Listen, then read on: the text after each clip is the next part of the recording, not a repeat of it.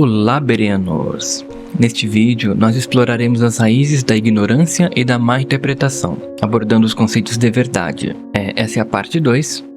No vídeo anterior, nós vimos que a ignorância e a má interpretação refletem a nossa percepção de mundo e é moldada por nossas experiências individuais, e muitas vezes distorcida por interesses pessoais. Então a sociedade tende a privilegiar narrativas pessoais, o que pode levar à ignorância das questões fundamentais da existência. Também destacamos a importância do aprimoramento pessoal e da espiritualidade como antídotos contra a superficialidade e a falta de discernimento. Neste vídeo, nós iremos abordar os conceitos de verdade subjetiva e objetiva.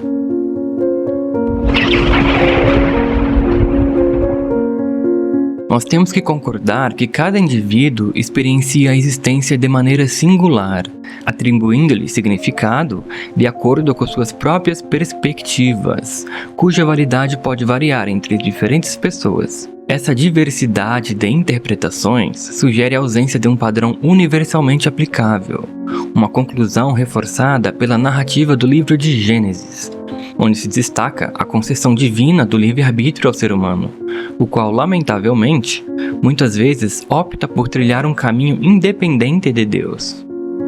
Nós podemos ler isso em Gênesis capítulo 2, versículo 17. Fala assim, Mas quanto à árvore do conhecimento do que é bom e do que é mal, não coma dela, porque no dia em que dela comer, você certamente morrerá.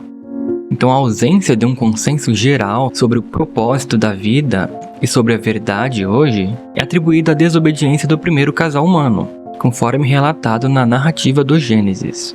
A árvore do conhecimento proporcionou à humanidade a capacidade de exercer a sua autonomia e direcionar sua vida conforme suas próprias convicções e escolhas. Entretanto, tal ação foi considerada um comportamento autodestrutivo, visto que havia sido previamente advertido por Deus que a ingestão do fruto resultaria em morte.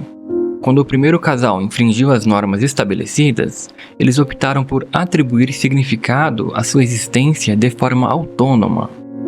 No entanto, essa autonomia não foi transmitida universalmente como um padrão definido para o propósito da vida. Assim, a busca por tal propósito é uma decisão individual, e nem toda alma se empenha nessa busca. Portanto, viver concebendo nossas próprias construções de verdade, alheios à presença divina, equivale a, em essência, a cometer o ato de ingerir do fruto proibido. Como cristãos, é nosso dever buscar em Cristo e em Deus a verdade fundamental que deve ser o nosso objetivo de vida.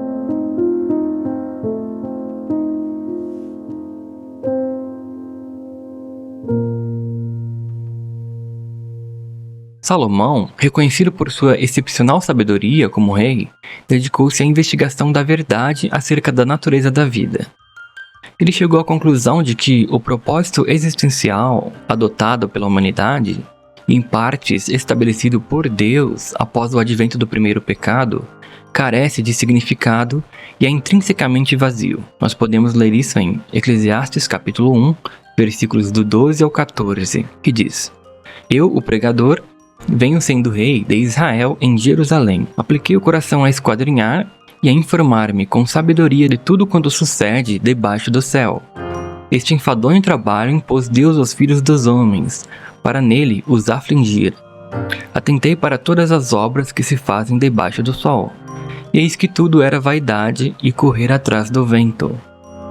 No versículo 13, ele expressa que essas diligências laborais e empreendimentos da humanidade na Terra são equiparados à futilidade de perseguir o vento, refletindo assim a falta de propósito subjacente. E qual é o motivo disso? Isso se dá devido à ausência de uma orientação divina, levando os seres humanos a se dedicarem meramente à sobrevivência e, posteriormente, à transmissão desse modo de vida para suas gerações futuras. Esse ciclo contínuo perpetua a falta de sentido na existência. No entanto, qual é a finalidade disso? Portanto, ele deduz que toda essa busca é vã. É uma tentativa inútil de alcançar algo que é tão efêmero quanto o vento. Nós não obtemos benefícios espirituais ao seguir nossas próprias trajetórias afastadas de Deus, pois Ele é o Criador da vida. e, portanto, detêm o conhecimento do que é mais benéfico para nós. Assim como Adão e Eva optaram por seguir seus próprios caminhos, a vida tornou-se destituída de um propósito definido, resultando na perda do conceito de verdade e objetivo de vida. Então, o que se revela significativo para um indivíduo pode não apresentar o mesmo valor para outro, resultando na perda de coerência devido à ausência de um consenso sobre um padrão universalmente aceito, resultando em um estado de desorientação generalizada entre toda a humanidade. Ao consultar o último capítulo, ou seja, o capítulo 12 de Eclesiastes, nós encontramos Eclesiastes capítulo 12, versículo 13, que diz assim: De tudo que se tem ouvido, a suma é: teme a Deus e guarda os seus mandamentos, porque isso é o dever de todo homem. Então é nossa responsabilidade prestar serviço a Deus, visto que Ele é o originador da vida em sua totalidade. Foi Ele quem nos colocou neste mundo e nos providenciou esta terra como nosso habitat, além de ter sido o criador da humanidade. Portanto, é nosso dever buscar compreender sua vontade para nós, a qual deve ser considerada como nosso propósito de vida primordial. Na era de Salomão, não havia Jesus, então a referência normativa era a lei mosaica dada por Deus por intermédio de Moisés. A obediência a Deus durante esse período era considerada vantajosa, pois proporcionava uma expectativa de redenção. No entanto, com a chegada de Jesus, ele esclareceu o verdadeiro caminho desejado por Deus para a humanidade alcançar a vida eterna. Nós lemos em João capítulo 14, versículo 6, fala assim: Jesus lhe respondeu: Eu sou o caminho, a verdade e a vida. Ninguém vai ao Pai senão por mim. Então, para compreendermos a vontade divina, é necessário adotar os ensinamentos de Jesus Cristo, considerado como a personificação da verdade. Assim, buscar compreender a verdade sobre as questões nos aproxima tanto de Deus quanto dos princípios transmitidos pelo Cristo. Esse também é um dos motivos pelos quais os adeptos autênticos do cristianismo frequentemente são percebidos como incômodos, uma vez que possuem um ímpeto inato em busca da verdade identificada em Jesus Cristo. Tal convicção é muito séria, pois detendo-se de uma verdade, naturalmente aspira-se que outros também alcancem, considerando-a parte de uma totalidade compartilhada. E essa universalidade é inerente à própria natureza da verdade. No entanto, é essencial abordar essa busca com prudência e respeito, evitando impor crenças sobre os outros. Dado que a salvação de um grande número de pessoas é o desejo divino, não significa que todos irão aderir. A liberdade de escolha concedida por Deus implica que cada indivíduo tem o direito de aceitar ou recusar, e, portanto, não há necessidade de impor crenças a ninguém. Veja o que diz Mateus capítulo 10, versículos 14 e 15. Se alguém não os receber, nem ouvir as suas palavras, saiam daquela casa ou cidade e sacudam a poeira dos seus pés. Em verdade, eu lhes digo que, no dia do juízo, haverá mais tolerância para a terra de Sodoma e Gomorra do que para aquela cidade. Então, a gente não pode impor nossas crenças, mas sim direcionar nossos esforços para comunicar a mensagem do Evangelho àqueles que demonstram interesse, pois é Jesus quem será encarregado de realizar o julgamento futuro. Nosso serviço é apenas transmitir a mensagem. A empreitada rumo à descoberta da verdade é uma empreitada complexa, visto que frequentemente demanda o abandono de preceitos arraigados em prol da adesão estrita a uma nova visão ou evidência verificável. Contudo, a disposição para desprender-se de convicções pré-estabelecidas e abraçar uma postura humilde diante da busca pela verdade não é uma característica inerente a todos. A busca pela verdade não é algo frequentemente requisitado, em partes devido à falta de estímulos que a promovam. Em uma sociedade mais avançada socialmente, é plausível inferir que haveria uma correlação positiva com o desenvolvimento religioso. Este fenômeno poderia ser explicado pela propensão dos indivíduos a cultivarem hábitos reflexivos e a exercerem um senso crítico aprimorado, ambos estimulados por um ambiente ético mais robusto. Então, se as pessoas tivessem hábitos reflexivos na sociedade, também, naturalmente, teriam na religião.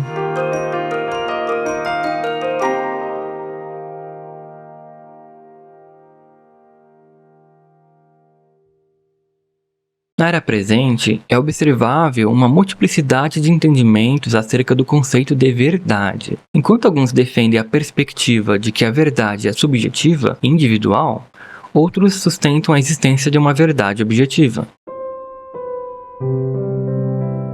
A convicção de que a verdade é subjetiva equivale a admitir a viabilidade de uma afirmação falsa ser reconhecida como verdadeira, assim como a verdade pode ser erroneamente identificada como falsa. Isso justificaria o que está por trás de vários comportamentos. Um exemplo ilustrativo seria o seguinte: alguém pode manter a crença de ser um cachorro e, consequentemente, sair latindo para os outros.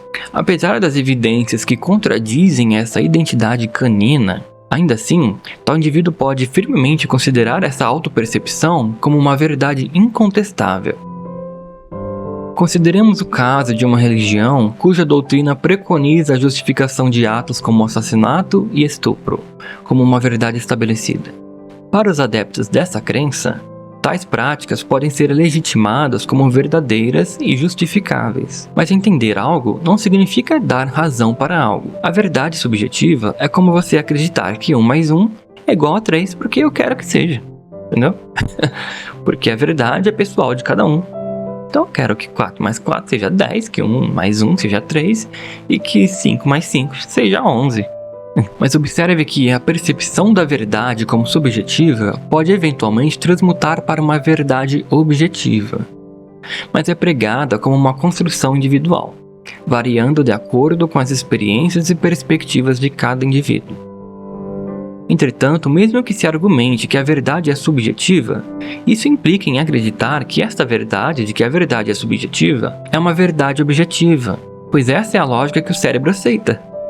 Pois não existe algo verdadeiro e falso ao mesmo tempo, já que é nativo da psique humana ser objetivo quanto ao que seguir com respeito ao conceito de verdadeiro e falso, ao que é e o que não é. Então, na verdade subjetiva, o indivíduo estará afirmando que a verdade é subjetiva sendo objetivo. Isso é contraditório. Se a verdade é que a verdade é subjetiva, não podemos ser objetivos ao dizer que a verdade é subjetiva. E a própria tentativa de convencimento a este conceito é uma prova de que ele é falso. E mesmo que se assuma essa posição, nós temos que concordar que essa verdade objetiva que eu defendo nos meus vídeos aqui está correta, visto que algo pode ser verdadeiro e falso ao mesmo tempo. Então não haveria necessidade de refutação a este conceito. Porém, tal conceituação representa uma falha grave no raciocínio lógico, pois verdades são fatos, e fatos não podem ser simultaneamente verdadeiros e falsos.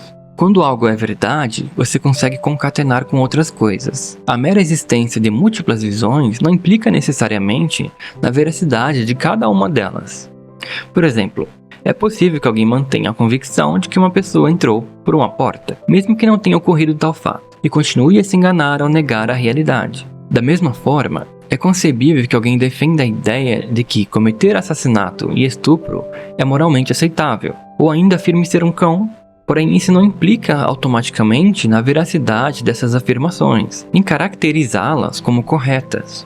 Se alguém entra por uma porta, é verdade que essa pessoa entrou pela porta, e é falso que não entrou pela mesma porta. No entanto, é logicamente inconsistente afirmar que a pessoa entrou e não entrou pela mesma porta simultaneamente. Quem adota tal abordagem de pensamento enfrentará dificuldades em manter uma coerência racional, uma vez que a percepção de que tudo está simultaneamente correto e incorreto ao mesmo tempo sugere que não sabemos a verdade. Isso dificulta o discernimento sobre escolher um caminho para seguir e sobre tomar a posição do caminho correto. E isso pode resultar na tendência de escolher e acreditar apenas naquilo que lhe é conveniente. Pois todos ansiamos por uma verdade objetiva, algo objetivo para acreditar, informações precisas. Quando afirmamos que a verdade é subjetiva, estamos essencialmente expressando a crença de que a nossa percepção pessoal tem uma relevância superior à objetividade dos fatos. É o tal do se eu acho, logo é. É como que se o que achamos é mais importante do que realmente é. Adotar o conceito de verdade subjetiva é viver pela vista. Viver pelo que acha, pelos próprios conceitos, é a essência do fruto proibido. Conforme observado, a realidade não se conforma a essa lógica dual, pois desvios de padrões são frequentemente desaprovados.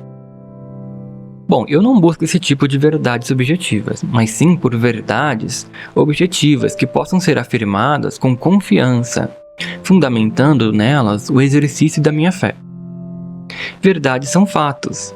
Não é possível que algo seja simultaneamente verdadeiro e falso. Embora a verdade possa ser influenciada pela mudança, é impossível que uma afirmação seja verdadeira e falsa ao mesmo tempo. Por exemplo, se alguém veste roxo em um dia e verde no dia seguinte, a mudança de cor não altera a veracidade das duas situações em momentos distintos. A verdade será que o indivíduo trocou de cor e que a cor atual será a cor que realmente está atualmente. Embora a verdade seja de fato percebida como uma construção individual, é aconselhável que cada indivíduo busque a verdade a partir de fontes confiáveis, visto que essa transcende compreensões parciais. Não podemos dar espaço para tudo, pois ser aberto não significa aceitar tudo, mas o que de fato tem coerência. Certas coisas nós descartamos, outras nós aderimos, e outras ficamos em aberto.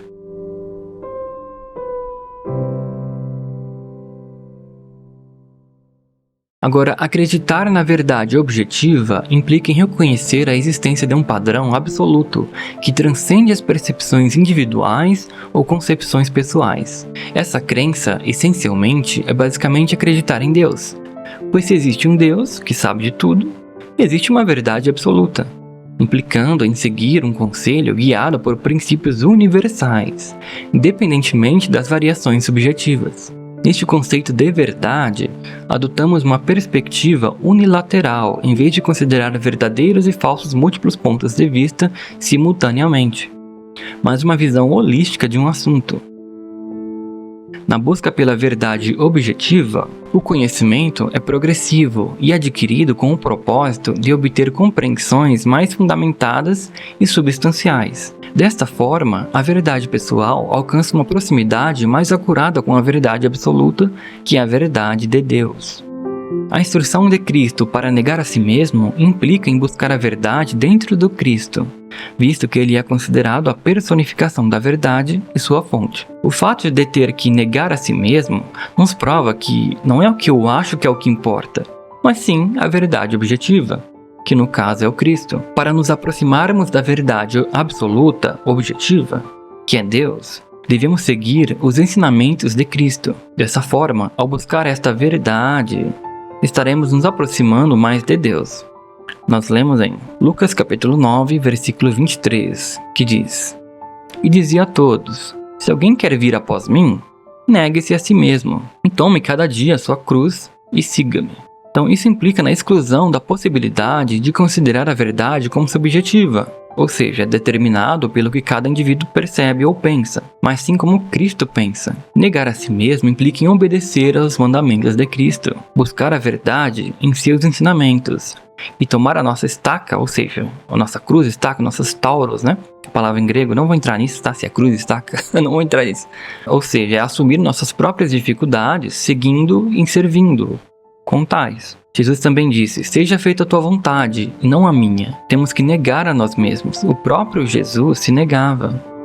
Então a verdade é o que Deus pensa através dos caminhos de Jesus. Por isso que, para encontrar a verdade, é imperativo que estejamos dispostos a negar a nós mesmos e aprender a pensar como algo realmente é. A verdade deve vir de fora, não de dentro de nós.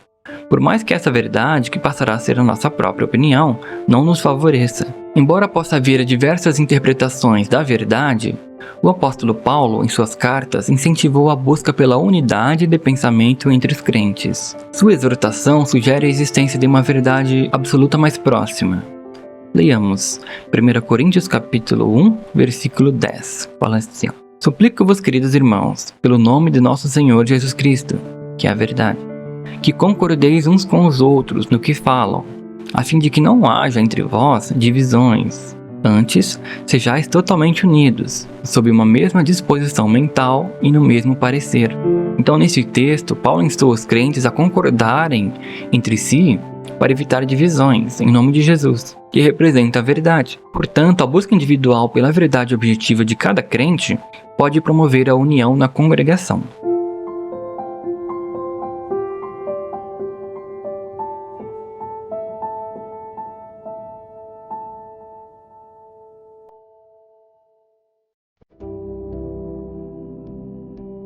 Agora veja o que diz outro texto, ó. Provérbios capítulo 15, versículo 14. Diz assim, ó. Quem é sábio procura aprender, mas os tolos estão satisfeitos com a sua própria ignorância. Então é importante buscar o conhecimento como meio de aprimoramento pessoal e espiritual. Permanecer na ignorância e contentar-se com ela pode levar à estagnação, que em certas circunstâncias pode até mesmo ser considerado um pecado, especialmente quando se trata de negligenciar o desenvolvimento espiritual e pessoal, indo contra os preceitos da adoração a Deus. O bom cristão é aquele que nunca se cansa de buscar a espiritualidade e de aprender ou atualizar o que sabe. Embora a verdade seja objetiva, todo aquele que presume ter alcançado a verdade de forma definitiva tende a fechar-se para novas descobertas e não prossegue na busca pela verdade. Portanto, é crucial realizarmos uma análise crítica para determinar se alcançamos genuinamente a verdade ou se simplesmente acreditamos tê-la encontrado, ficando satisfeitos com uma compreensão parcial. Também devemos ser dogmáticos só quando um assunto é claro. E é normal nós nos percebermos como estando corretos em relação às nossas convicções. Mas o desafio consiste em não aceitar uma refutação lógica e não estar receptivo a uma possibilidade legítima que poderia estar correta, especialmente em relação a assuntos nos quais ainda não há um consenso unânime. Isso indica que o indivíduo sábio busca o conhecimento, sugerindo então que essa busca é motivada pela consciência das próprias limitações ou incertezas, levando-o a procurar aprender. Aplicando para nós precisamos aprender a colecionar incertezas em vez de apenas verdades, pois embora o conceito de verdade subjetiva fique tácito, todo mundo pensa ter a verdade. Talvez por isso que ninguém mais procura a verdade, porque a verdade tem que combinar com o que cada um acha. Porém, ao acumularmos um repertório de incertezas e dúvidas, reconhecemos a limitação do nosso conhecimento e nos comprometemos com a busca por um entendimento adicional. No entanto, se perpetuamos uma mentalidade de absoluto conhecimento, estagnado em nossas convicções, renunciamos à exploração contínua e à possibilidade de revisão e aprimoramento do nosso entendimento. Também devemos igualmente demonstrar humildade ao reconhecermos a incompletude de nosso conhecimento, entendendo que a validade de uma proposição é verdadeira até que novas evidências sejam apresentadas, corroborando ou refutando. E esse é o modelo científico. Então é de suma importância cultivar tal humildade, a fim de periodicamente revisar e aprimorar nossos conceitos, bem como reconhecer e corrigir eventuais equívocos em nossas explicações, ensinamentos, debates ou até diálogos. Leiamos Eclesiastes capítulo 7, versículo 17, que diz: Percebi tudo o que Deus tem feito. Ninguém é capaz de entender o que se faz debaixo do sol, por mais que se esforce para descobrir o sentido das coisas. O homem não encontrará. O sábio pode até afirmar que entende, mas na realidade não consegue encontrar. Então a gente não sabe de tudo, que muitas vezes afirmamos ser a verdade pode vir a ser refutado no futuro. Ninguém sabe de tudo, mas com sinceridade nós usamos o que nós temos, até que haja uma refutação ou confirmação, agregação. E essa sinceridade pode nos justificar perante Deus. E por que eu falo de verdade? Porque é com a verdade que vamos adorar a Deus da maneira com que Ele deseja. Então não adianta nada eu chegar aqui e falar algo que seja legal, mas que seja mentira e vocês seguirem.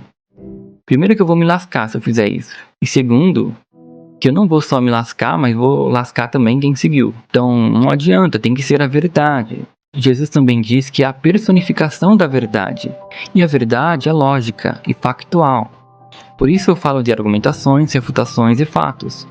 Quando falamos de verdade, estamos falando de verdadeiro e falso. Então precisamos aprender a identificar o verdadeiro do falso. E a verdade também deve ser usada como defesa.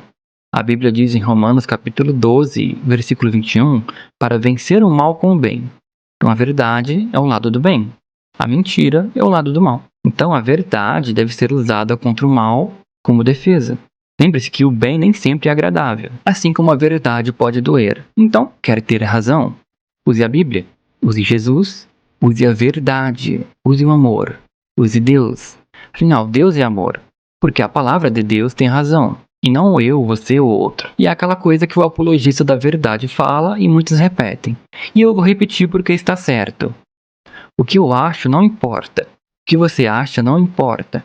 O que importa é o que a Bíblia diz. É o que Jesus ensinou. Negue a si mesmo.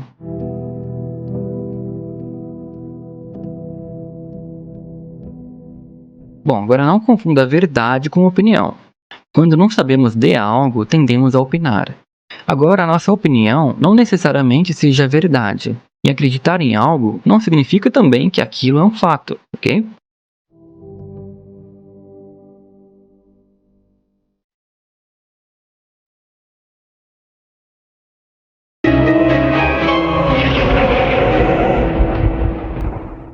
Bom, essa foi a parte 2. Na parte 3, vamos explorar a maldade intrínseca na sociedade e como a ignorância contribui para isso.